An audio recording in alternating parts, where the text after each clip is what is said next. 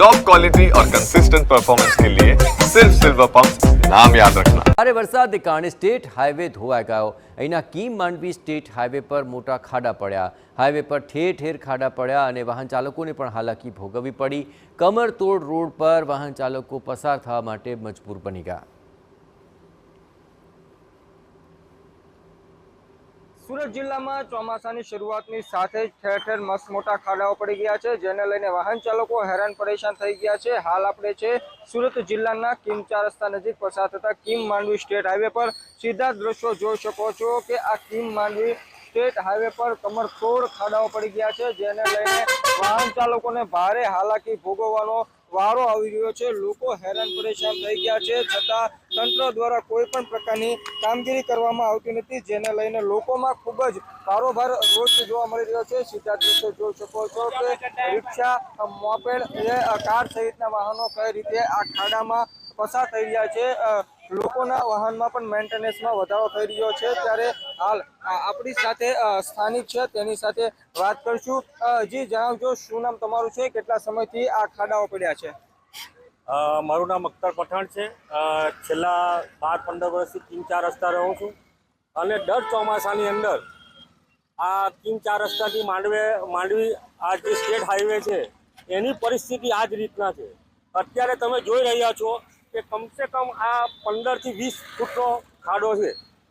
ચોમાસાની અંદર દર ચોમાસામાં કે કોઈ પણ સમયે ચોમાસાની ઋતુની અંદર માણસની જે વરસાદ પડવાને લીધે જોવાનું વિઝન જે છે, જોવાની વિઝિબિલિટી છે એ 25 થી 30% ઓછી થઈ જાય છે। મતલબ વરસાદ પડે એટલે રોડ દેખાય નહીં, બરાબર છે। તો આવા ખાડા હોય, 2 વ્હીલર લઈને ફેમિલી સાથે કે છોકરાઓ નાના સાથે જતા હોય અને આવા ખાડામાં પડવાથી ગંભીર ઇજાઓ થાય, એની જવાબદારી તો તંત્રની હોવી જોઈએ। તમે મેજર ટેપ લઈને આવ્યો છો, આપણે માપી લઈએ ખરેખર ખાડો છે કેટલા ફૂટ? આગળ ચાલો, તમે કેમેરામેનને તે દ્રશ્યો બતાવે જે રીતે મેજર ટેપથી આ રિયાલિટી ટીવીની ટીમ દ્વારા ચેક કરવામાં આવી રહી છે। સીધા દ્રશ્યો જોઈ શકો છો કે હજુ તો મેજર ટેપ અડધો ખાડો માપ્યો તો મેજર ટેપ પતી ગઈ છે, એના પરથી નક્કી થઈ શકે છે કે કઈ રીતે કેટલા મોટા ખાડા પડી ગયા છે। સીધા દ્રશ્યો જોઈ શકો છો કે હાલ કેટલા મોટા આ સ્ટેટ હાઈવે પર ખાડાઓ છે। વાહન ચાલકો હેરાન પરેશાન થઈ ગયા છે, વાહનની ગતિમાં પણ ઘટાડો થઈ ગયો છે, અવારનવાર ટ્રાફિક જામ સર્જાતો હોય છે। જે કેટલા ફૂટ થયું તમે માપ્યું ને? 10 ફૂટ છે અને ટેપ પતી ગઈ। હવે તમે વિચાર કરો, 10 ફૂટના ગાડાની અંદર એક ખાડાની અંદર એક 4 વ્હીલર પર આરામથી અંદર સમાવી શકે છે। તો આ દર વખતની સમસ્યા છે। અહીંયા થોડું વરસાદ પડે છે એટલે તંત્રને કઈ વસ્તુની કોઈને પડેલી જ નથી। અહીંયા ગાડી 3-3 ફૂટ પાણી આવે છે। અહીંયા ગાડી આસપાસમાં સમજી લો કે દુકાન છે, સારા શોપિંગ મોલ છે, ટોટલ એ લોકોને અહીંયા ગાડી ઘર સામાન વખરી ટોટલ વસ્તુ ખરાબ થાય છે અહીંયા ગાડી।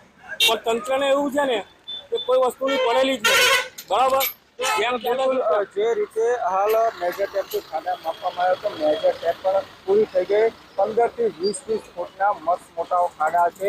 આ રસ્તા પરથી રોજ અધિકારીઓ પસાર થતા હોય છે, છતાં જવાબદાર અધિકારીઓને આ ખાડાઓ ધ્યાને આવતા નથી। વાહન ચાલકો હેરાન પરેશાન થઈ ગયા છે। તંત્ર ઝડપથી આ ખાડા રાજમાંથી છુટકારો અપાવે તે ખૂબ જ જરૂરી બન્યું છે। મેહુલ ભોટાવા, TV9 સુરત।